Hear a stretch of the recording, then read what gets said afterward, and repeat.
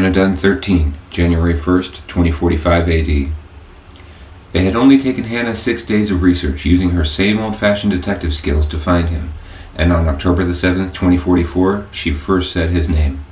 She found an old local news article describing a young boy who had been arrested for allegedly breaking into his school to finish an advanced physics solution, and that allegedly the boy never spoke and always carried a magic 8-ball around with him.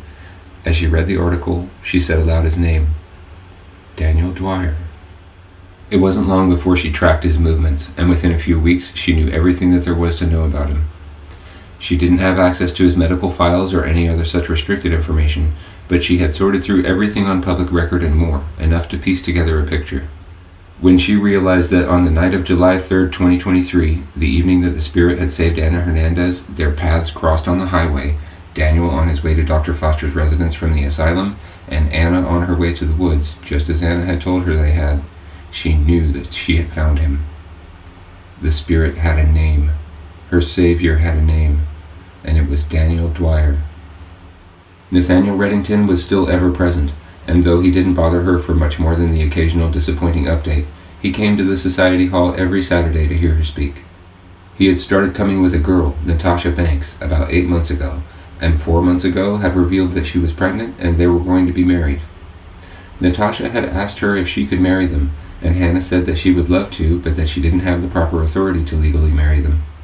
Nathaniel had insisted that she at least be a part of the wedding, and she said that she would consider it. Nathaniel was a little offended that she wouldn't jump at the chance to do him a service, considering how much money he'd given her over the course of the year, but he let it go. He shrugged it off as best he could, having surmised that in the end he didn't care if she was part of their wedding or not, but he was still hurt. He usually always got his new. Anna and she had become close, and she saw her almost every day. Anna, a devout Catholic, would never join the Society of the Spirit, and never so much as attended a single society meeting. Though she knew that it honored the one who had saved her, she felt that it bordered too much on idolatry, and she would not worship a false god. Such practice was forbidden by one of the 10 Commandments, after all. But she would sometimes watch the service from home, and she frequently visited the Society Hall after the close of services to talk to her new best friend and benefactor. The decision to keep her promise to Anna would be that which she would later regard as her single most regret in life, but kept it she did. Once she was confident enough to decisively state that she had discovered the spirit's identity, she told Ana Hernandez his name. This single utterance would alter the course of history forever. The next day, when Nathaniel and Natasha came to hear the sermon, she had every intention of telling him the news as well, perhaps forgetting in her excitement her innate distrust of him and her promise to Anna to tell no one else. At the close of services, she approached the young couple. Natasha was starting to show a little baby bump. Hannah said to them in a frank voice, "I think I may have a name." Nathaniel's reaction was overly boisterous, yet contained, like it meant significantly more to him than Hannah was aware, but that he needed the reason for his enthusiasm to be kept secret, and then she remembered why she didn't trust him. She put a hand on his shoulder to calm him and said, "For the baby, Nathan. A name for the baby." The look on Nathaniel's face when he saw his dreams torn down was priceless, but he kept his composure and eventually laughed off the notion that she'd mistakenly misled him. The look on Natasha's face when Hannah suggested the name Aurelia for their forthcoming baby girl was that of recognition. It took her breath away, for she had just heard her child's name for the first time, and 3 months later, baby Aurelia Reddington would be born. Hannah had a plan. She began to withdraw large amounts of cash from her accounts on the order of tens of thousands per day, until she had withdrawn well over $1 million in cash. She was surprised at how little space it took up. In the movies, $1 million fills a briefcase. In real life, it doesn't look like much.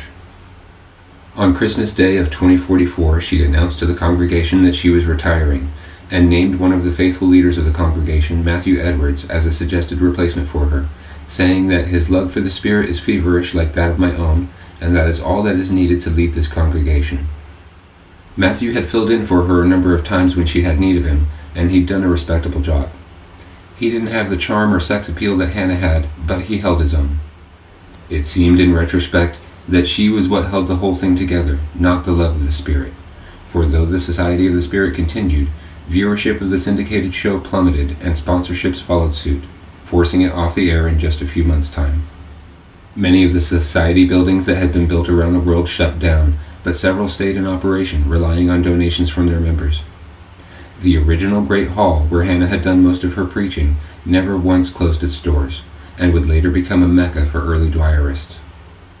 Nathaniel was not there to object or to have any say in the matter. When news reached him of Hannah's retirement, he was shocked, and he immediately phoned her. She answered his call and told him that she was not abandoning her quest to seek out the spirit in the flesh, as it would always remain her aim in life, and that he would be notified should she ever find him, but that she could not in good conscience take any more of his money. She told him that she was going to concentrate more on reaching out to other survivors, and would always keep him abreast. Nathaniel and Natasha never sat in the pews of the Great Hall again. She had to be smart. On New Year's Eve, carrying a bag that had within it a distinctively different bag that had within it a change of clothes, new shoes, a wig, and more money than she could ever spend, she disappeared. She had assumed that Nathaniel was tracking her, and she abandoned everything, taking with her only that which she carried, slipped into a crowded public restroom, changed her appearance, and walked out unrecognizable. She then boarded a crowded bus and rode until she was walking distance from Dr. Foster's house. She already knew exactly what the exterior of the house looked like, having watched it night after night with her drones. As she approached the front of the house and ascended the cement steps to the doorway, she felt nervous for the first time in forever. It felt to her like a swirl of every emotion she'd ever felt had wrapped around anxiety and was perturbing her mind. She'd thought of a million things to say, but now she couldn't think of anything. She had to control the urge to hyperventilate, consciously controlling her breathing, her temples throbbing from her racing heartbeat, but her hands stayed steady as she rang the doorbell. It was a little after midnight, the 1st of January, 2045. She stood there for a minute and nothing happened. It was freezing cold already, and though her clothes were warm enough, she was starting to feel the sting. Then she rang the doorbell again twice consecutively. A few moments later, she saw a light through an upstairs window, and she looked up at the little camera that surveyed the doctor's doorstep. She waved at the camera, hoping that someone was seeing her, praying that they would come to the door. Shortly, a voice came over the intercom embedded in the doorbell housing, the voice of Dr. Foster. "Can I help you?" he asked. "Dr. Foster, I really need to speak with you. Please come to the door," Hannah said, turning around with her hands up, holding only her backpack. "Do I know you?" sounded the doctor's voice over the intercom. "It's the middle of the night." "It's regarding one of your former patients. Please just come to the door. I'm freezing out here." She danced a cold dance, which she exaggerated. She was cold, but hardly as cold as she made it seem. "Can't this wait until the morning?" he said. "Which patient is it anyway?" She looked right into the camera and took off her hood and her wig, revealing her trademark hair, and said his name clear as a bell. "Daniel Dwyer." There was no reply. "Are you listening?" Again, there was nothing. "No one knows I'm here," she said. "Please let me in." A full 5 minutes went by before she saw a downstairs light come on through a window, and then the door cracked open. "What do you want?" he asked, less than half of his face visible through the crack in the doorway. "Is he here?" she asked, staring right into the one eye that she could see. "What do you intend to do? What did you think would happen coming here?" he asked. She gasped, and her eyes widened. "He is here." "Please." Real tears started to involuntarily flow from her eyes. I have to. What's in the bag?" She never broke eye contact and held the bag out in front of her by a strap, passing it to the good doctor from through the crack. "Money," she said. "Over $500,000 cash. It's yours, doctor. Keep it. Consider it my rent payment for the rest of my days, because I am never leaving here. If you don't let me in, I will die on your doorstep. I have to see him. Please, doctor, I'll do anything you ask." He waited until she was done talking and then looked into the bag, and then said, "I'll be doggone. You're serious." He thought a moment longer, then he swung the door open to let her in and said, "All right, come in before someone sees you." She paused, savoring the moment, and then went inside and asked, "Where is he?" "He's sleeping, Miss Dunn," he said, taking her coat for her and hanging it on the coat rack alongside her bag of cash. "It is the middle of the night." "Can I see him?" she asked. "Sure." The doctor led her down the hall and up the stairs to where his room was. His door was open, and there was a little plug-in nightlight that dimly lit the room. His back was turned to the door as she first gazed upon him. "Can I go in?" she whispered. "There's no need to whisper," the doctor said. "Trust me, you are not going to wake him up." And they walked over to the other side of the bed, and she saw his face. Those same tears, those undeniable tears, came streaming down her cheeks again, and she kneeled down next to him and said, "Hi," as she stroked a wisp of hair behind his ear. She laughed as she cried, and she smiled through her tears and placed a loving hand on his cheek. "Thank you," she said, still half whispering. Then she saw the magic 8-ball that he held in his right hand. He was curled around it, with it loosely cradled in his right palm as he slept. There was a triangular notch in the plastic that surrounded the viewing port of the 8-ball, and it seemed strangely familiar to her, but she didn't recognize it. She had all but forgotten the foreboding predictions it had made about her in her youth, and she would die never consciously making the connection that it was the same 8-ball that she had once owned. Perhaps if she had, things could have been different. Maybe she would have finally heeded its warnings and avoided her impending death. For Hannah will die, it is certain. The doctor pulled a chair into the room so that she could watch him sleep at her request. She intended to stay awake for the rest of the night and greet him upon waking, but she couldn't fend off the need for rest, and she ended up falling asleep in the padded chair. Lylan 5.3, June 25th, 496 BC. Hemhut hung back in the shadows, and Lylan went in for the kill. 3 years prior to the fifth coming of Lylan, Aristogoras, the tyrant of Miletus, failed in a joint attempt with the Persian satrap Artaphernes to conquer the island of Naxos, and fearing that he may be removed from power following his failure, he incited all of Ionia to rebel against Darius the Great, the Persian king of the time. It was known as the Ionian Revolt and would rage on for another 3 years. The Persians were not simply going to surrender the lands they had fought so hard to conquer some decades earlier and had mobilized against the rebellion. Lylan had come to Caria, where history would remember the Battle of Pedasus taking place, only it was no battle.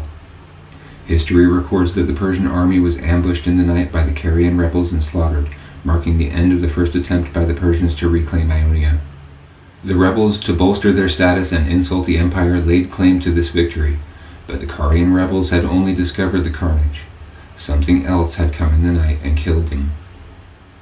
Lylan weaved in and out, narrowly avoiding contact with the steel of so many blades and spears, so quickly, precisely, and effortlessly slaughtering the grown male soldiers who were supposed to be on lookout duty, and yet had allowed this little girl to walk right up to their camp unopposed. She left only one of the 7 men alive. As he motioned to run toward the army encampment, she stepped into his path, saying nothing, but shaking her head and giving him a foreboding look that told him that he would have to turn around and walk away if he wanted to live. He was a prideful soldier, but he could not believe what he had just seen, how she had so quietly, skillfully killed them all, and he was humble enough to know when he'd met his better, even if it was in the body of a little girl armed with nothing more than her wits and a small sharpened rock. So he ran away from the camp, not toward it, and lived, the sole survivor. When she was certain that he was gone, she called for her giant, and together they tore through the Persian army encampment like wildfire, Hemhut using his brute strength to simply annihilate those he encountered, Lylan darting around as if in a choreographed dance routine, nicking just the right arteries and breaking just the right vertebrae. Hemhut watched her as she worked. It was almost as if she were drinking the life from them.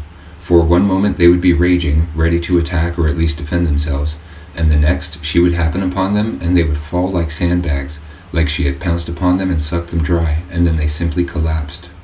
Most often her movements were so quick that Hemhut couldn't even discern how it was that she had killed them.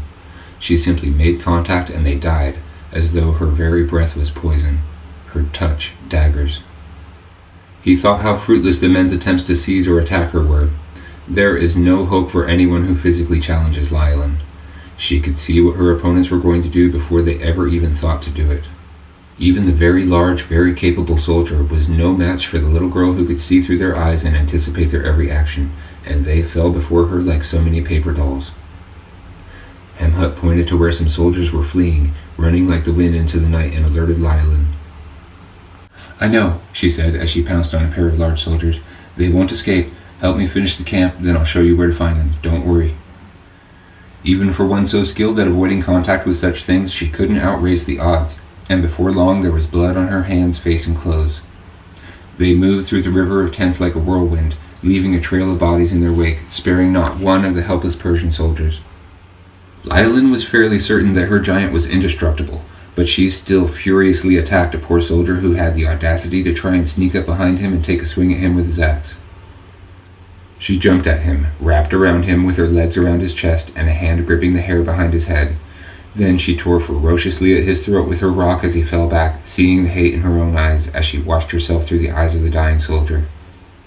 For any who would attack her love, there would be no mercy, and apparently thinking her rock insufficient to demonstrate this, she dropped it and let out a cry of sheer frustration, then used her bare hand to finish him off, ripping a large chunk of what used to be his throat out and letting it fly through the air behind her. Hemhut looked her in the eye as he grabbed another tent and flung it from its posts, and she wiped her hands on her dress and said, walking away from the mutilated dying man, "All right, I feel better now." Side by side they ravaged the army, then hunted down the deserters, stole some clean clothes for Lylin, and carried on to their next task. The annihilation of the Persian army would only serve to further infuriate Darius the Great, who blamed the strength of the entire effort on the Athenians, who had offered military support to the Ionian rebels when they had sacked the city of Sardis 2 years earlier, one of his favored cities. His son Xerxes would personally lead the largest ancient military force ever assembled to retaliate and sack the city of Athens.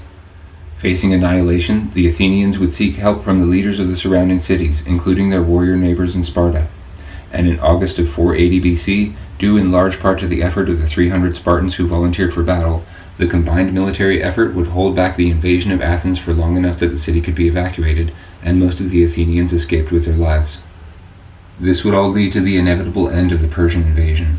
The Greeks would claim a decisive victory at the Battle of Plataea later that same year, and with the majority of the Persian forces already in retreat, it conclusively punctuated the end of an era. "Would you like to hear something wonderful, Hemhut?" she asked, resting cradled in his arms as he walked in the direction she'd pointed. "Please, my love," he said, looking down at her, so small in his arms. "We have just ensured the birth of a man that historians will refer to as the father of modern science. He will be called Democritus. He will be born a few decades from now in the city of Abdera. He will further progress made by the 7 sages of Greece over 100 years ago, and offer an atomic theory to explain the universe, adding new layers to the scientific philosophy their culture is already embracing. They, as a people, are beginning to let go of their superstitions and mythologies, and are learning to look for natural explanations for phenomena they once attributed to divine intervention. They are learning the power of deductive reasoning, and more importantly, are laying the foundation upon which the means to destroy the demon will be built. The demon spawn will fight against this revolution with fury, content to worship their pagan idols, and there will come a time that much of what is established in the forthcoming centuries in the way of scientific progress is stripped from the hands and stricken from the minds of the people. It makes them easier to control if they are kept ignorant, and the many demon spawn that now rule the world know it. I think perhaps that they are being manicured, raised as a people to worship him when his time comes. The demon's eyes are always wandering, prowling the earth, my love. I wonder sometimes just how much of the world may already be under his control. After all, there is only one version of the future now, Hemhut. We are shaping it as need be, but it could be that the demon is even more powerful than he seems. It could be that this was all preordained by the demon himself, given that there is no alternative, and the world is shaping itself so as to be ready to welcome him when he comes. His people keep themselves defeated, thus he keeps them under thumb, so that when he finally comes to conquer them, they will be easily convinced that they are being not harmed, but saved. All my efforts to advance science are to be challenged by his people, but in the end we do finally use it to defeat him. In the end, he can't stop the progression of reason, no matter how much he tries to keep them ignorant. It will take nearly 3,000 years, but they will build it, and then I will finally destroy him." "That is wonderful," he said. "It is too bad about the fate of the people, though. Why do you think he should not want them to think for themselves?" "It makes them too powerful, Hemhut," she said. "Knowledge is power. The demon must want to keep them weak. It could be giving him too much credit, but it may be more than mere coincidence." They traversed the world, ever in the direction she pointed, leaving a trail of death behind them, every one for a reason. Every drop of blood spilt in pursuit of building her future and thwarting the demon's every lunge from the beyond as he searched for a way to be born and Lylin closed door after door after door. When their time was up, they parted, and Lylin walked away to go and die, to die before the demon could find her, as she felt that his eyes had begun to turn her way, and she knew that she had to shield her eyes from his gaze. The only way to do that was to die. She climbed to a great height up a frigid mountainside which did not know that it was summer. She found a foothold, looked into the future, and said goodbye to her giant, her love. "Until next we meet, farewell, my love." Then she addressed him once more. "My love, cover your ears for a minute. I have to let something out. I love you." She waited a moment longer, looked up at the slush on the mountainside, and screamed a deafening, long pent-up scream of anguish and frustration. It was all gone. Her future, their destiny, their life together was dead. She stopped screaming only just before the face of the avalanche she had caused came down upon her and obliterated her body. Then she was gone, and Hamhut was once more alone. He sighed and made a noise like a cry, but without tears as he walked on. He was so ashamed, so sorrowful and full of self-pity, but he could not muster a tear. He could not cry. She had not as of yet condemned him for what he'd done, and she never would, but he was so sad, so burdened by guilt that he had cost them some remnant of what could have been spared of their future. She seemed to be understanding, but he couldn't help but feel that underneath it all, she blamed him for it as well. Now he had to wait out the coming centuries, the sound of her scream, the scream she'd held back for 3 of her lives, echoing in his head.